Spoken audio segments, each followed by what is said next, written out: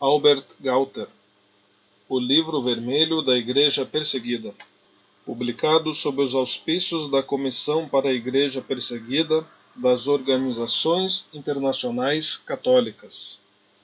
Segunda edição, 1959, Editora Vozes Limitada.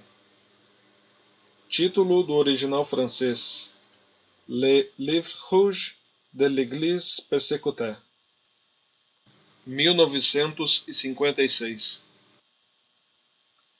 Imprimatur, por comissão especial do excelentíssimo e reverendíssimo Sr. Dom Manuel Pedro da Cunha Sintra, Bispo de Petrópolis, Frei Desidério Calvercamp, OFM, Petrópolis, 2/3 de 1959.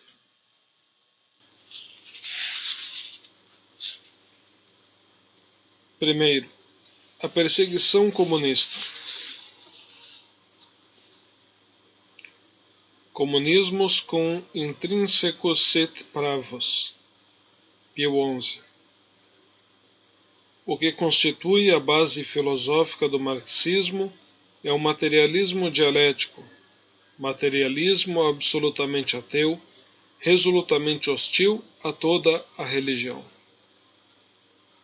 Lenin, Obras, tomo 15, página 371. Para a maioria dos seus adversários, o comunismo é conhecido e combatido, sobretudo, como o inimigo mortal das liberdades políticas e democráticas. Outros, que procuram aprofundá-lo, consideram nele uma doutrina social e um sistema de economia política que tem no seu ativo um certo número de realizações, concebidas, aliás, fora de toda preocupação espiritual.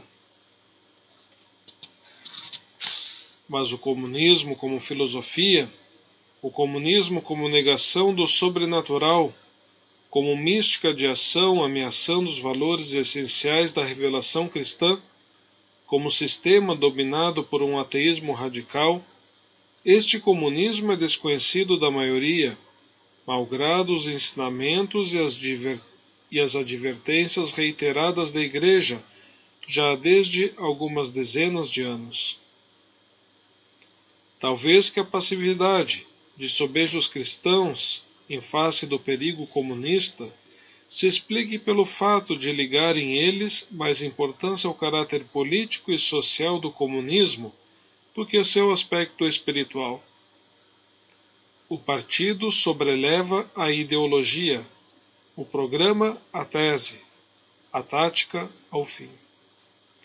E essa atitude talvez explique também a sedução que o comunismo não cessa de exercer sobre certos espíritos, mesmo depois das repetidas condenações da Igreja. É um fato que o comunismo é mal conhecido sob o seu aspecto espiritual e religioso. Ora, os acontecimentos sobrevindos, de 1945 aos nossos dias, nos países onde o comunismo conseguiu tomar o poder, mostram claramente que a perseguição religiosa fica sendo uma das constantes fundamentais inexoráveis do marxismo. Jamais foram renegados os textos clássicos do comunismo sobre a edificação da sociedade socialista, partindo da luta contra os aspas, preconceitos religiosos de todo gênero. Aspas. A única novidade em relação ao passado é a organização metódica, a aplicação da dialética marxista, a implacável concatenação dos fatos, coisas estas que fazem da perseguição exercida nas aspas, democracias populares uma verdadeira operação científica. Na sua conquista do poder e no exercício deste, os comunistas, sejam eslavos, latinos, bálticos ou húngaros, têm se servido dos mesmos métodos. Pode-se com razão falar de uma aspas, técnica do golpe de Estado aspas, e de uma aspas, técnica de governo própria a todos os regimes comunistas.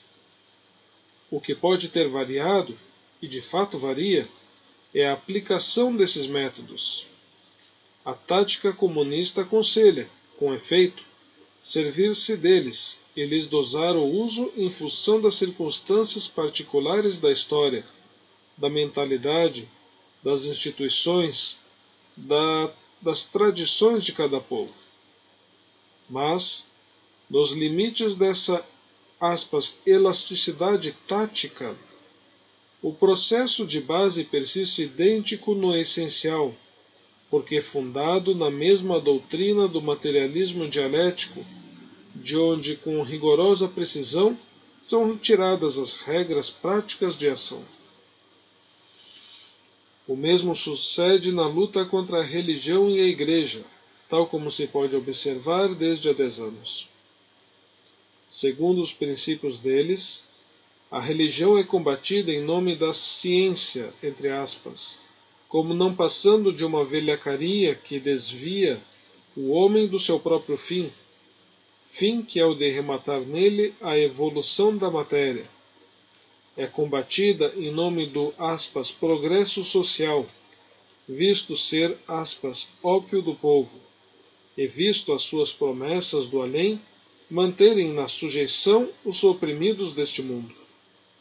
Ora, sem renegarem nenhum destes princípios que lhes inspiram diretamente a sua ação sistemática contra a Igreja, sem perderem de vista o fim último dessa luta, que é a liquidação da religião ao mesmo tempo que da sociedade capitalista, da qual ela é parte integrante, os comunistas sempre têm levado e ainda levam rigorosamente em conta as circunstâncias. É por isto que a história da perseguição de 1945 aos nossos dias compreende, de um lado, toda uma série de medidas contra a Igreja.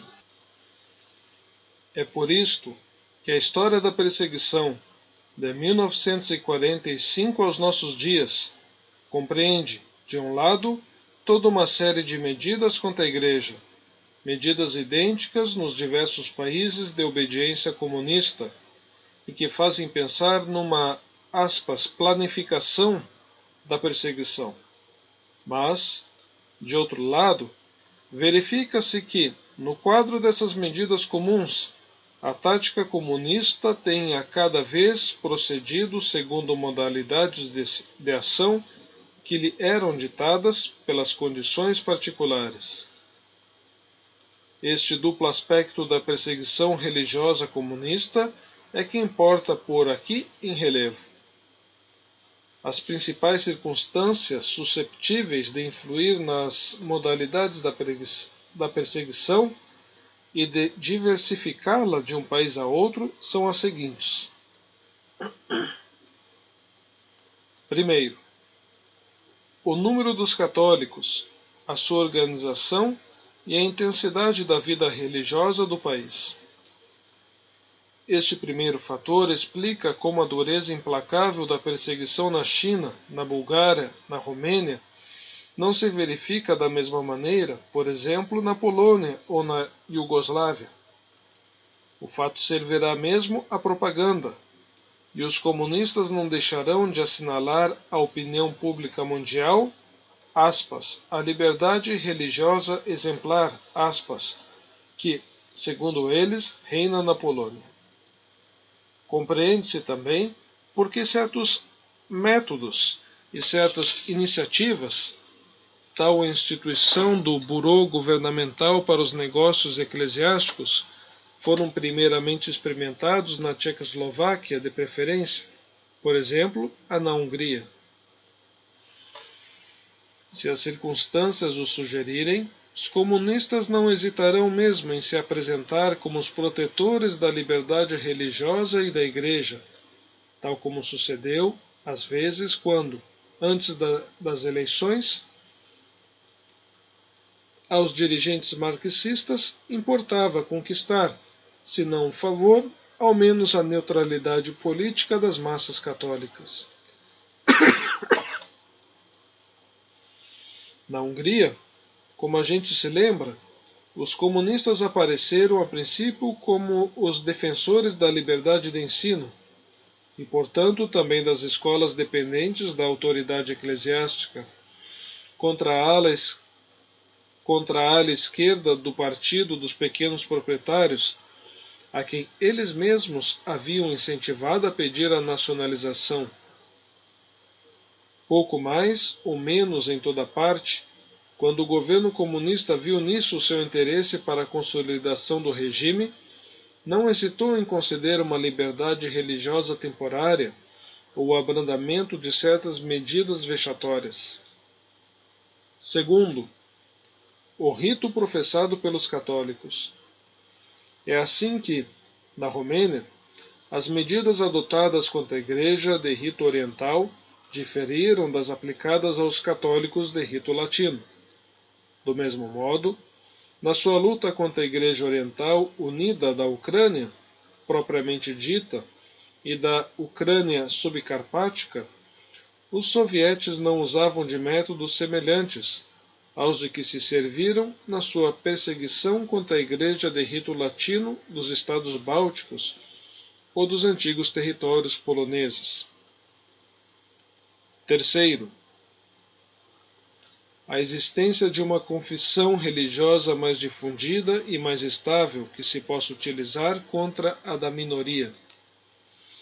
Assim, os comunistas utilizaram as igrejas autocéfalas, ortodoxas,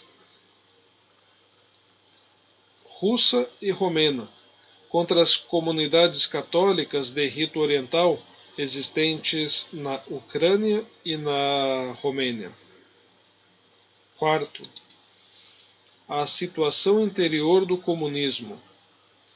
É princípio fundamental do marxismo que a liquidação da Igreja não deve fazer-se em detrimento da sovietização do país e do seu esforço econômico. A tática persistirá sempre conforme a este princípio. Assim, onde quer que as estruturas políticas e econômicas comunistas estiverem solidamente estabelecidas, como na União Soviética, por exemplo, proceder-se-á de maneira radical e sem fraqueza. Ao contrário, se tratar de superar uma crise econômica, como foi o caso na Hungria, de 1953 a 55, não se deixará de diminuir a pressão antirreligiosa, indo mesmo até a apelar para a Igreja, na pessoa dos seus ministros e fiéis, e de lhe pedir sustentar, em nome do sentimento nacional e do patriotismo, frentes populares nacionais. Quinto, a repercussão que poderia ter no estrangeiro a luta contra a religião e a Igreja. Países como a União Soviética ou a China, que por trás da sua formidável cortina de ferro ou de bambu, temem menos as reações do mundo burguês, foram teatro de uma ação contra a religião muito mais expedita do que a movida, por exemplo, pelo governo da República Democrática Alemã. Este, com efeito, não está em contato imediato com a opinião do mundo ocidental, quando menos não seja pelo contínuo êxodo dos refugiados. Sexto, o fator psicológico, tanto no interior como no estrangeiro. No plano interior, sucede que um governo comunista, e foi muitas vezes o caso da Tchecoslováquia, decide tomar contra a Igreja medidas rigorosíssimas. Estas suscitam a indignação do povo. O regime dá então marcha ré. A indignação cessa. Mas, na realidade, os comunistas alcançaram o seu fim. Efetivamente, a sua tática, como se tem escrito, é a do negociante que pede 600 francos por um artigo que vale 400, Finalmente obtém 500 e ainda por cima satisfez o seu cliente, que acredita ter ganhado 100 francos. Foi desta maneira que os comunistas tomaram numerosas medidas contra a Igreja, depois que a sua propaganda exigiu medidas bem mais severas. No plano internacional, os comunistas esforçaram-se por não alarmar a opinião pública, adotando o método da volta de parafuso. Uma volta contra a Igreja num país, depois uma volta noutro, depois uma segunda volta no primeiro, depois uma primeira volta num terceiro país, e assim por diante. Enquanto isso, a opinião pública era habilmente impressionada com não sei que favor concedido pelo regime em tal ou tal nação. Sob a diversidade de tática, assim imposta à vontade dos governos por essas causas múltiplas, existe, entretanto, em toda a perseguição comunista, uma ordem constante que se encontra em toda parte. Espécie de planificação de conjunto, dizemos, que só comporta diferenças de graus na aplicação. É de crer que os governos marxistas têm ao seu dispor toda uma organização de estudo e laboratórios psicológicos para o ajustamento da estratégia antirreligiosa, ou melhor, anticatólica.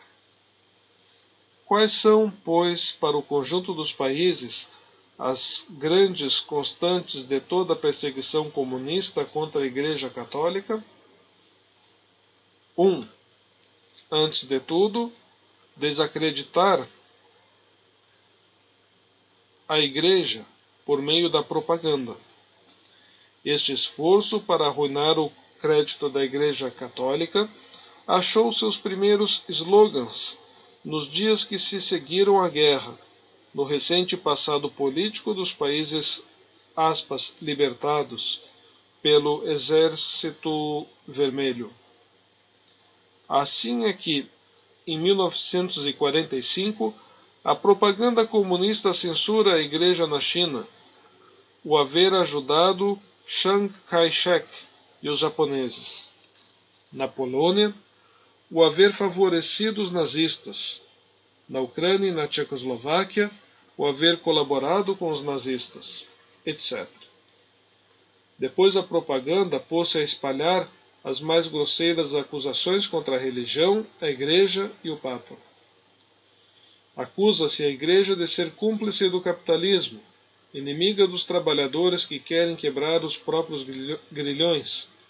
Censuram-lhe fazer-se pagar até pela administração dos sacramentos. Divulgam-se todos os escândalos eclesiásticos, antigos e novos. Espalham-se vulgares panfletos sobre a história da Igreja. O Papa nunca é representado senão como chefe de um Estado, que seria uma das maiores potências financeiras do mundo. O Vaticano, que se pretende vendido aos Estados Unidos, seria o principal instrumento da política reacionária, o fator número 1 da guerra. Aos povos eslavos, lembra-se que a Santa Sé foi sempre inimiga deles, ao longo dos séculos, sacrificando os interesses deles ao do germanismo. Aos romenos, frisa-se haver ela sido, no correr da história, o grande obstáculo à unidade nacional, protegendo os ocupantes da Transilvânia. Na China, no Vietnã, na Coreia, sustenta-se haver ela sido sempre aliada das potências coloniais. Quanto à moral religiosa, evidentemente, esta não passa, para os comunistas, de uma moral de escravidão e de exploração, que se manifesta, entre outras coisas, pela política reacionária do catolicismo contemporâneo nos países capitalistas e pelo seu conluio com a classe burguesa dirigente. Uma vez desacreditada a Igreja nos espíritos, então a propaganda empreende preparar a opinião pública para medidas contra a Igreja. Para justificar aos olhos dela, todos os meios são bons: jornais, rádio, cartazes, caricaturas, cinema, ação sindical, reuniões de massa, reuniões de fábrica, de bairro, festas populares, slogans, etc. Durante essa campanha cuidadosamente orquestrada, os piores sofismas e mesmo as piores tolices acham seu lugar todo natural. Mas que importa aos perseguidores? O assédio atordoante e obsidente da propaganda acaba por produzir os seus frutos. A mentira toma figura de verdade. A força de fazer crer ao homem da rua que os comunistas combatem, não a religião, mas o abuso da religião, finalmente se obtém que as vítimas aprovem e justifiquem decisões que as esmagam. É o partido que inspira e dirige essa propaganda, servindo-se para esse fim dos temas fornecidos pela doutrina marxista. A cada governo pertence utilizar esse arsenal, pondo por obra todos os meios de que dispõe. 2. Quando a opinião pública é julgada suficientemente preparada, o governo decreta as primeiras medidas contra a Igreja Católica. Além das suas vantagens diretas para a influência do comunismo, tem elas também, por fim, experimentar a resistência da hierarquia e dos fiéis.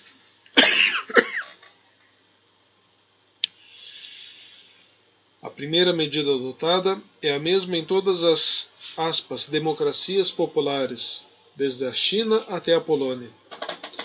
Consiste em suprimir a imprensa católica, as mais das vezes a pretexto de um racionamento de papel. Assim, desaparece um dos meios mais aptos para contrabalançar os efeitos da propaganda. Vem, em seguida, quase sempre na mesma ordem, a dissolução das associações católicas, que, para torná-la menos vexatória, com frequência vai de par com a dissolução das outras associações políticas, culturais, etc.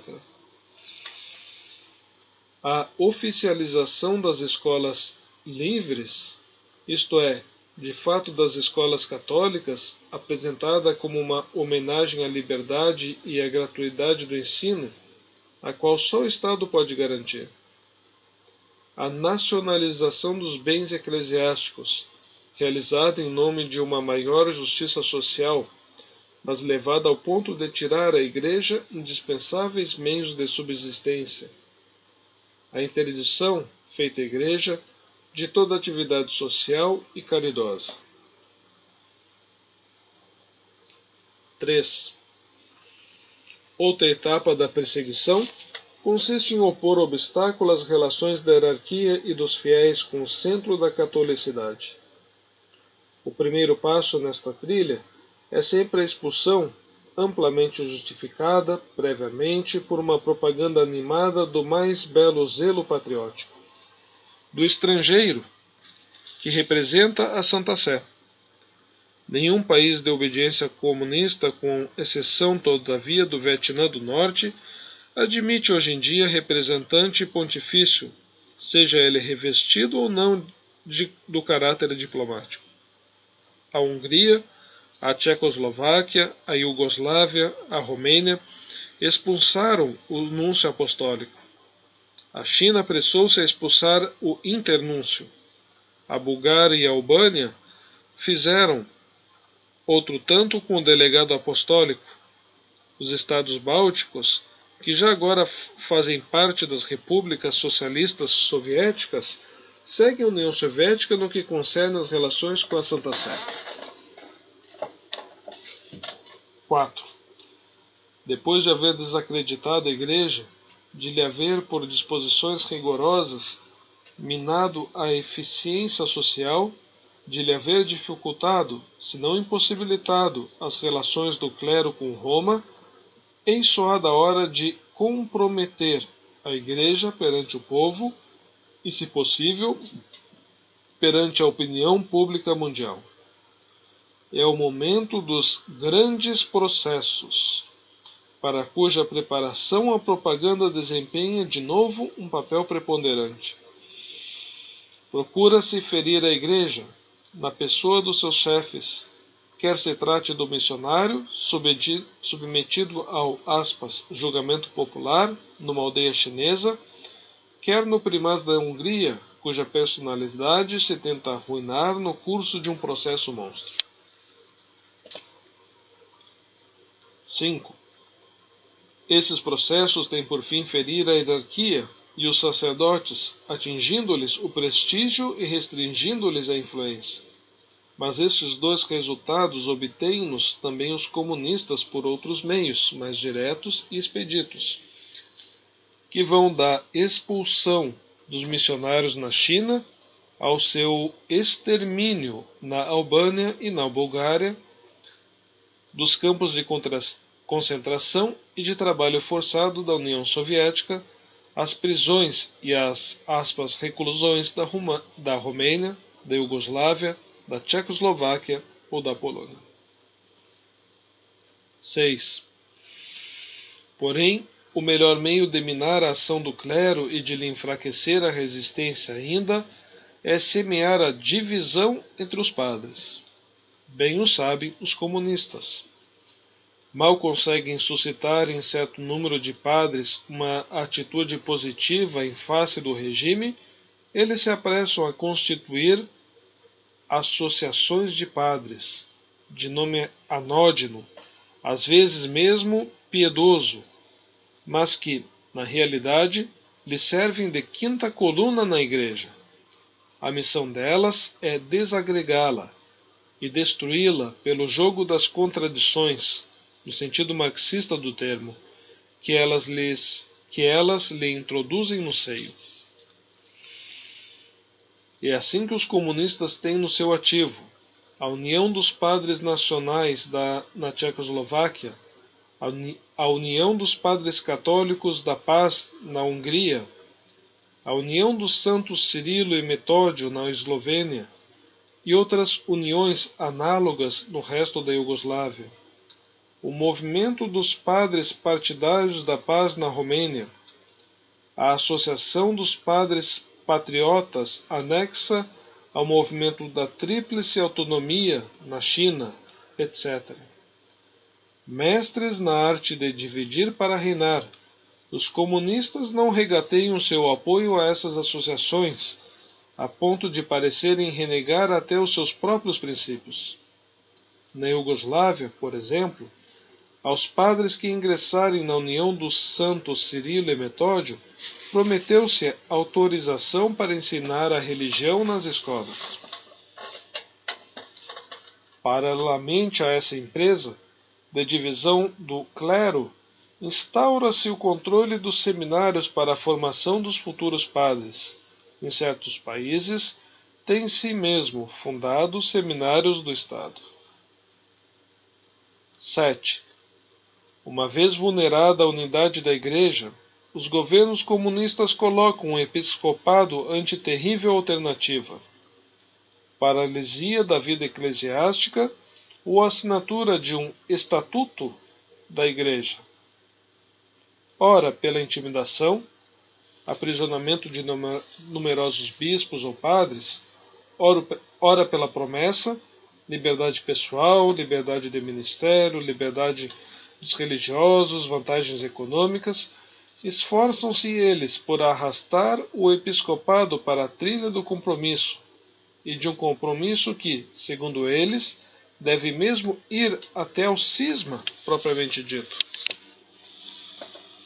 Sem dúvida não se pede aos bispos fundarem uma Igreja Nacional independente e denunciarem a comunhão com a sé apostólica. Semelhante exigência toparia com uma recusa. Pedem apenas os comunistas que, em consideração da nova ordem democrática popular em que a Igreja deve viver, esta se adapta à situação política, social e econômica, e assine com o Estado um modus vivendi, dando-se, em suma, estatutos para falar a linguagem comunista. Esses estatutos têm correspondido de fato para a China, para a Albânia, para a Bulgária, para a Romênia, a verdadeiros atentados contra a unidade da Igreja. 8. Quando tal ataque contra a constituição da Igreja é julgado inoportuno, em razões das circunstâncias, nem por isso os comunistas renunciam a tomar em mão o aparelho eclesiástico. Primeiramente, são, aspas, acordos entre o episcopado e o Estado, das quais o primeiro em data foi assinado na Polônia a 14 de abril de 1950. Depois vem a instituição do Bureau para os Negócios Eclesiásticos, existente na Polônia, na Hungria, na Tchecoslováquia, etc. Nos termos da lei que o institui, tal Bureau tem por fim regular as relações entre a Igreja e o Estado.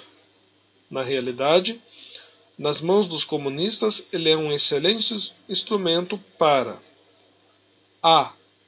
Para fazer da Igreja um simples departamento da administração do Estado. B.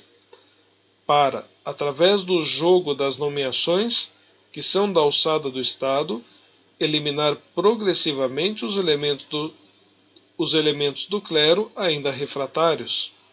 C. Para se servir dos padres como de agentes políticos, depois de os haver sujeitado sob o ponto de vista econômico. D.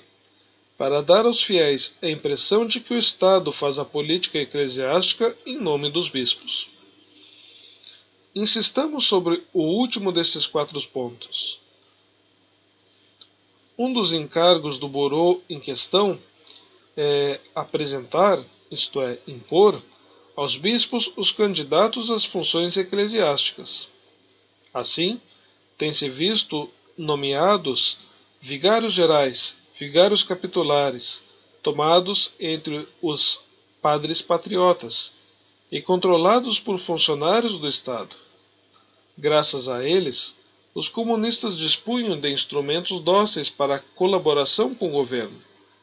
Afastavam os padres fiéis, semeavam a desconfiança e a confusão no espírito dos fiéis. Aos poucos, a direção das dioceses era confiado, de fato, a sacerdotes conhecidos como menos intransigentes do que os bispos, suposto, mesmo, que esses últimos não houvessem sido praticamente eliminados do governo das suas dioceses. O intuito dessas nomeações foi também colocar bispos, padres e fiéis diante de trágicos casos de consciência. Os bispos, em particular, acham-se ante o dilema seguinte: ou recusam os candidatos do governo, e estes serão nomeados sem o seu consentimento, criando confusão na diocese, ou então os aceitam, incorrendo neste caso a responsabilidade de colocar em postos de comando pessoas que de tal não são dignas. A tais crises de consciência vêm juntar-se os esforços sistemáticos dos comunistas para quebrar a unidade da hierarquia com Roma, a dos bispos entre si, a dos padres com seus bispos, a dos fiéis com o clero.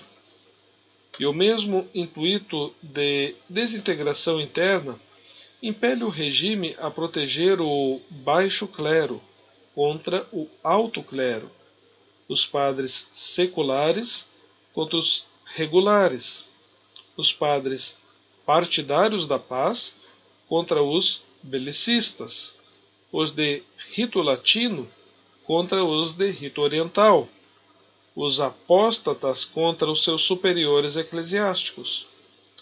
Tudo isso está inscrito na linha da dialética marxista da contradição.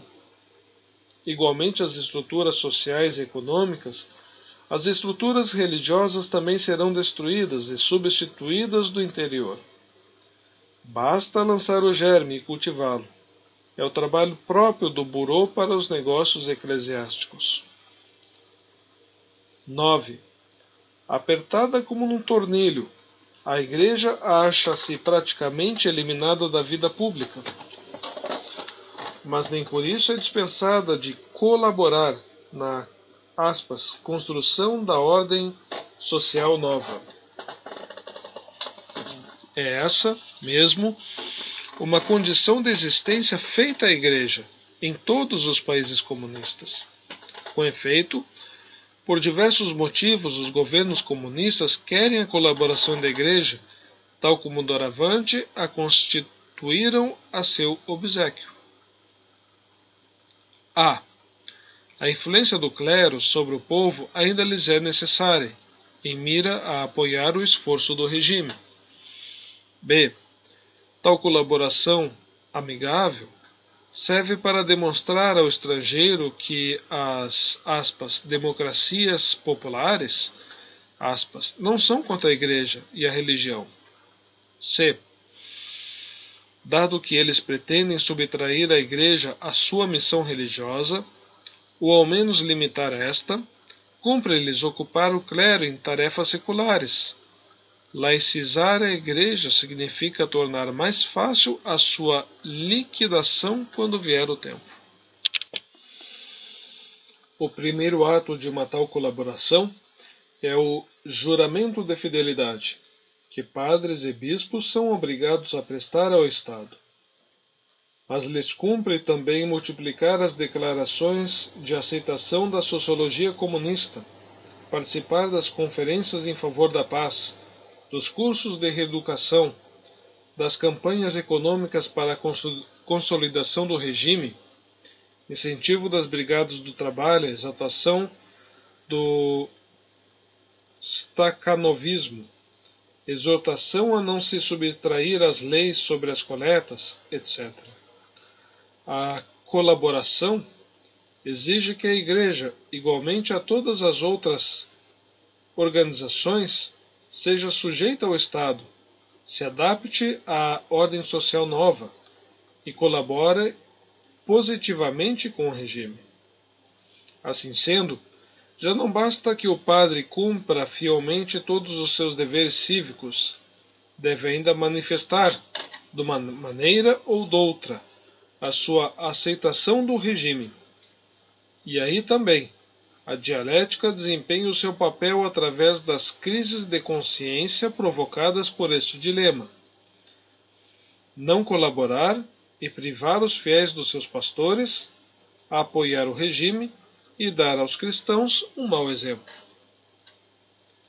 Depois de encerrar a Igreja nos santuários, suprimindo-lhes todas as suas atividades exteriores, os comunistas forçam-na a sair de novo dos templos, para uma ação concebida segundo os critérios ideológicos. Segundo os critérios ideológicos e práticos comuns a todos os regimes de inspiração marxista. Numa palavra, deve a Igreja fazer uma política comunista. 10. Sob o regime do Bureau para os Negócios Eclesiásticos, a liberdade do culto naturalmente existe sempre. Mas essa liberdade, sancionada por todas as constituições de inspiração marxista e da qual os comunistas gostam de se gabar, só pode exercer-se com muitos riscos, aliás, e sempre sob a ameaça da denúncia no interior das paredes das igrejas. Para um marxista, a religião só pode ser tolerada temporariamente como negócio privado. Ela não tem que ser propagada, e a liberdade do culto corre necessariamente de par com a liberdade da propaganda antirreligiosa. Com efeito, o comunismo vê a força da Igreja na sua organização, e é esta que ele quer destruir. O culto pode ficar. Chegado o momento, pensa ele, a doutrinação marxista não deixará de afastar dele os fiéis. A Igreja, como sociedade hierárquica, organizada, de direito público, a Igreja inspiradora de ação social e cultural, esta Igreja não tem direito à existência. 11. Depois da separação da Igreja de Roma e da sua escravização ao Estado, não há mais senão que deixar o tempo fazer a sua obra. Com o tempo, que é um dos fatores conhecidos do processo dialético, realizar-se-á, com efeito, a desintegração do clero, do culto e, portanto, da Igreja. Com o tempo, sobretudo, far-se-á a transformação do homem religioso, aspas, supersticioso, em homo economicus. Essa transformação progressiva realiza-se, em particular, por meio do programa de reeducação imposto pelo regime e graças aos quais a dialética comunista chega literalmente a esvaziar as mentes, a modificar as vontades, a transtornar todas as concepções. Quando o comunismo quer reeducar alguém e convertê-lo à sua Weltanschauung, falo de maneira radical.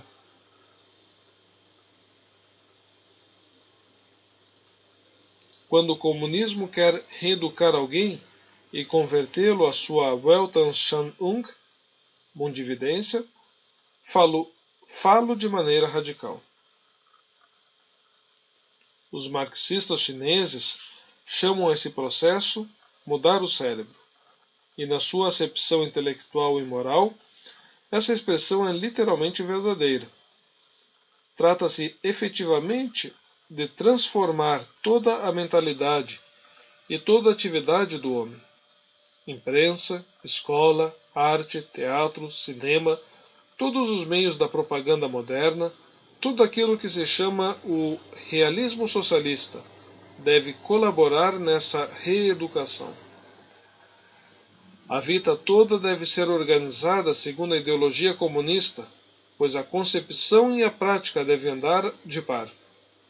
Nesta arte de transformar o homem, os comunistas, desde a China até a Tchecoslováquia, são incontestavelmente requintados mestres. No caso que nos interessa, trata-se de desapegar os cristãos da sua fé e de conduzi-los a uma adesão sincera ao marxismo. É nisso que a fase última da perseguição se diferencia do clichê clássico, que nós conhecemos, das execuções capitais, das deportações e dos aprisionamentos maciços. A míngua de poder destruir a Igreja de maneira direta, o comunismo quer transformá-la gradualmente num organismo cujo conteúdo cristão será substituído pela ideologia marxista. Tal é a tarefa da reeducação. Por ela, a fé morrerá, e um homem novo, comunista, virá à vida. Por ela, os fiéis abandonarão, um dia, espontaneamente as igrejas, e a organização eclesiástica desintegrar-se-á segundo um processo de decomposição interna. No termo desta análise das grandes constantes da perseguição comunista, vê-se melhor aquilo que a caracteriza em relação às perseguições do passado. Não somente a sua estupenda sincronização em todos os países, histórica e culturalmente tão diversos, onde ela lavra, mas também e sobretudo o seu processo metódico a partir dos pressupostos marxistas, o seu desejo de não fazer mártires e a sua recusa de se situar no terreno da fé propriamente dita. O comunismo parece ter aprendido que nunca chegará a destruir a religião pela força física e que a perseguição aberta não suprimirá a fé em Deus, atingindo somente as suas manifestações públicas e exteriores. Os comunistas não querem saber de uma igreja das catacumbas, no temor que têm de todo movimento que escape ao controle dos seus organismos oficiais. Toleram uma igreja do silêncio. Esperam coisa melhor ainda, uma igreja plenamente entrada no jogo do comunismo. O trágico dessa perseguição reside essencialmente nessa escravização da igreja à ideologia do sem-Deus. Após 10 anos de perseguição comunista, pode a gente perguntar-se quais os resultados que ela obteve. À primeira vista, eles parecem mínimos. Em todos os países, de acordo com as informações chegadas, A frequentação das igrejas ainda abertas é satisfatória, mas isto prova apenas que o processo de reeducação marxista ainda não deu todos os seus frutos, e, sob um ponto de vista comunista, não há razão para se preocupar com isso de maneira excessiva. As resistências da velha sociedade burguesa serão vencidas em virtude do fator tempo. Em regime comunista, as instituições condenadas podem subsistir ainda um pouco. Porém, mudam de conteúdo segundo um processo que se considera inexorável. E, efetivamente, alguma coisa tem sido mudada na vida da Igreja nesses 10 anos. Ainda se pode professar a fé indo às igrejas, porém a comunidade católica já não tem mais o direito de viver publicamente segundo essa fé. A organização eclesiástica foi subvertida ou aniquilada. A Igreja achou-se excluída de todas as atividades, não estritamente de culto, que lhes eram próprias antes de 1945. Em verdade, se a força da Igreja consistisse unicamente na sua organização exterior, cumpriria reconhecer que os regimes comunistas conseguiram triunfar dela, visto como, em todos os países de além da cortina de ferro, já não existe uma só organização eclesiástica independente. Tudo é dirigido e controlado pelo Estado. Em particular, a administração das dioceses, como acima vimos, muitas vezes é confiada a vigários gerais ou capitulares escolhidos direto ou indiretamente pelo regime, na ausência dos bispos, privados de sua autoridade ou aprisionados. Onde quer que o bispo ainda está à testa da diocese, o Bureau de Estado para os Negócios Eclesiásticos exerce habitualmente um controle estreito sobre a direção. É ele, com efeito, quem propõe a transferência dos curas, dos vigários e quem, às vezes, chega até a redigir as cartas pastorais. Dentro desses limites, o bispo já não teria mais senão que dar o seu consentimento para validar as disposições adotadas pelo Estado. Ademais, dada a divisão operada no seio do clero, pode o regime doravante pretender e fazer crer que padres e bispos que estão na prisão ali estão por motivos políticos. Ao contrário, os que se mostraram leais para com o Estado permanecem perfeitamente livres. Sem dúvida, pode-se ser induzido a erro sobre as verdadeiras intenções do regime comunista a respeito da Igreja, pelo fato das mudanças que às vezes sobrevêm na sua política religiosa.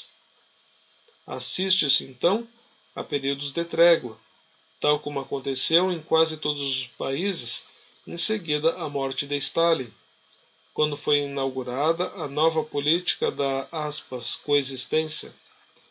Certos gestos de atenuação puderam também dar a impressão de que os comunistas renunciavam a prosseguir até o fim o seu programa antirreligioso, que se contentavam com os resultados obtidos e que doravante não mais prosseguiriam na trilha da total liquidação da Igreja. Entre esses gestos de atenuação, pode-se contar a permissão de consagrar 2 bispos na Lituânia, a libertação de Sua Excelência Monsenhor Gross na Hungria, a liberdade condicional concedida ao cardeal Stepinac na Iugoslávia e ao cardeal Mindszenty na Hungria, a medida de clemência adotada na Polônia para com o cardeal Wyszynski, o abrandamento operado na China no movimento das 3 autonomias, a libertação do bispo Marton e um certo relaxamento da pressão exercida contra o clero católico na Romênia, a abolição gradual dos campos de concentração para os padres e para as religiosas na Tchecoslováquia, etc. Gestos tais não são manifestações esporádicas ou isoladas. traem uma inspiração comum. Infelizmente, boas razões se têm para pensar não se tratar de uma verdadeira reviravolta, implicando, da parte do marxismo, a renúncia às suas bases, aspas, científicas, antirreligiosas. Não seria antes que hoje importa fazer crer às massas católicas a possibilidade de uma coexistência espiritual com os comunistas, a fim de que a obra de desintegração encontre menos obstáculos? De resto, esses gestos de atenuação ficam sendo apenas gestos. O que foi possível na Lituânia não é no Vietnã ou na Albânia. A medida de, aspas, clemência a respeito do cardeal Wyszynski era acompanhada na Polônia da supressão pelo governo das faculdades de Teologia e de Direito Canônico na Universidade Católica de Lublin. E quando libertam condicionalmente os bispos, os governos comunistas nem por isso lhes reabilitam a conduta. A condenação injusta persiste, bem como o impedimento de exercer o santo ministério. A dramática realidade obriga, pois, a excluir que os estados socialistas ou de, aspas, democracia popular queiram, por meio da atenuação, conceder à Igreja garantias jurídicas ou restituir-lhe alguma independência. Ao contrário, poder-se-ia mesmo dizer que a nova prática acarreta para a Igreja uma usura e uma escravização mais inquietadoras. Porquanto, ao mesmo tempo que concedem atenuação, os governos comunistas favorecem de todo modo o progressismo entre os padres, concedendo mesmo todo o auxílio que eles desejam aos editores do Boletim Católico Húngaro, do Dziś i Jutro, da Polônia, do Katolik Nowiny, da Tchecoslováquia, etc. É essa uma forma bem recente de perseguição no clima da coexistência e da atenuação. A luta que desde há 10 anos a ditadura política comunista move contra a Igreja Católica e a resistência heróica desta mostram ter sido atingido o ponto limite, aquele que Lenin previa quando afirmava que cristianismo e comunismo se achariam um dia sós em face um do outro. É o que acontece hoje em dia.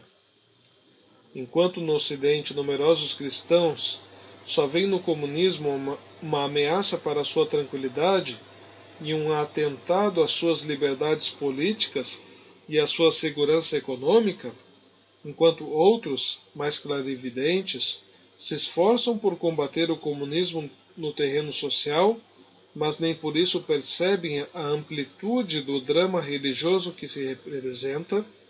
Enquanto isso, os comunistas, como prova perseguição, consideram o cristianismo e a fidelidade aos ensinamentos de Cristo como o maior obstáculo à instauração e à consolidação da sua ditadura e ao triunfo do materialismo.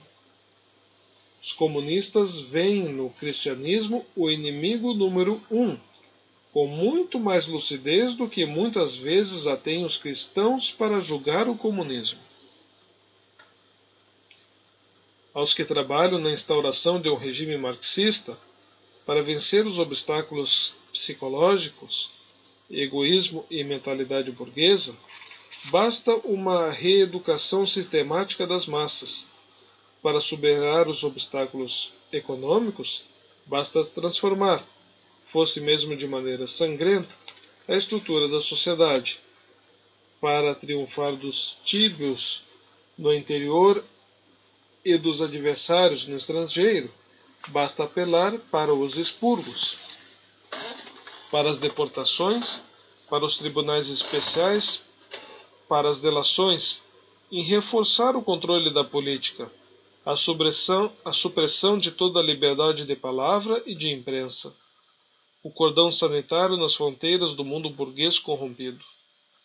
Mas, quando se trata de vencer a resistência de um cristão, é preciso ainda reformar a alma, essa única realidade que escapa à onipresença do Estado totalitário e cujas crenças estão nos antípodas da mundividência comunista.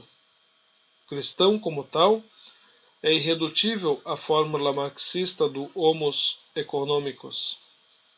A história do cristianismo não pode explicar-se pela teoria do materialismo histórico. O Sermão da Montanha e a redenção do Calvário são acontecimentos que transcendem as construções do pensamento marxista. O drama da Igreja do Silêncio, que resultou da defrontação entre o cristianismo e o comunismo, demonstra ser este o maior adversário que a Igreja Católica já achou em face de si e que ela teve de combater no curso dos 2000 anos da sua história. A Igreja sofre, nos nossos dias, uma perseguição que visa a sua destruição radical e cujo preparo científico e metódico não consegue ocultar a sua brutalidade. Uma perseguição que se implantou em toda a parte da cristandade, perto da metade da Europa, em vastíssimas regiões da Ásia, e que exerce fortíssima pressão ideológica nas regiões economicamente subdesenvolvidas, enquanto tenta afirmar-se até mesmo no mundo ocidental. Perseguição dotada de uma organização formidável, tal como nunca se encontrou semelhante entre os adversários do passado, e pronta a se servir, com habilidade excepcional, propriamente diabólica, de todos os meios oferecidos pela técnica moderna e pelas conquistas da psicologia. Perseguição que possui militantes unidos entre si, decididos, implacáveis e para os quais o triunfo da ideia e a afirmação do partido são os critérios aos quais se sacrifica tudo: família, pátria, ambição, interesse pessoal.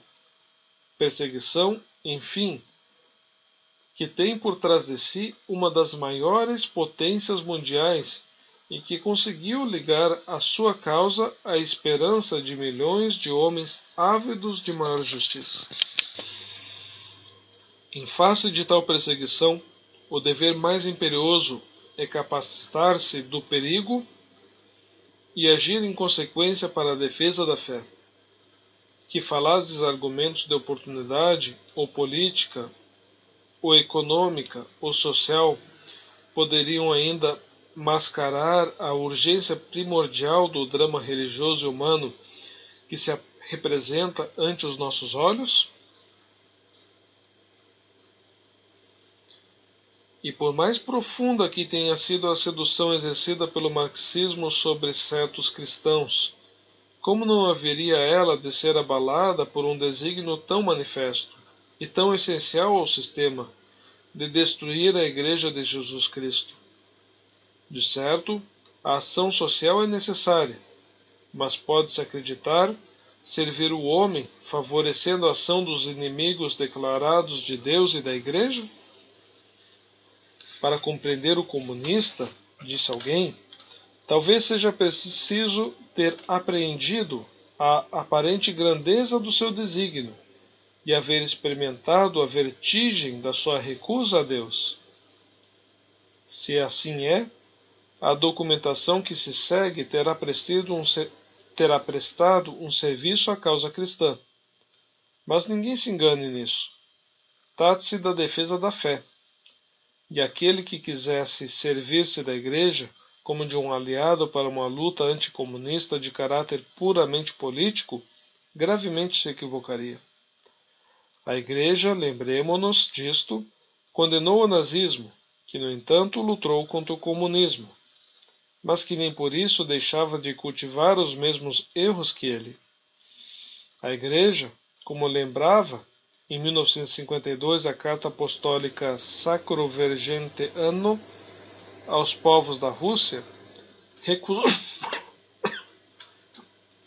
recusou unir-se durante a guerra, a campanha contra o país deles, campanha que, sem embargo, se apresentava de bom grado como uma nova cruzada. O que a Igreja combate é o erro, onde quer que ele se manifeste. O que ela recusa é a injustiça, em qualquer lugar onde se encontre. As suas armas, pacíficas, consistem em denunciar o que é contrário ao direito natural e à lei divina, em proclamar a verdade oportune, importune, em prover a justiça com força e perseverança. A causa que a Igreja defende e pela qual sofrem os 70 milhões de católicos perseguidos nos países de obediência marxista é a causa da verdade e da liberdade profunda e total do homem, é a causa de Deus.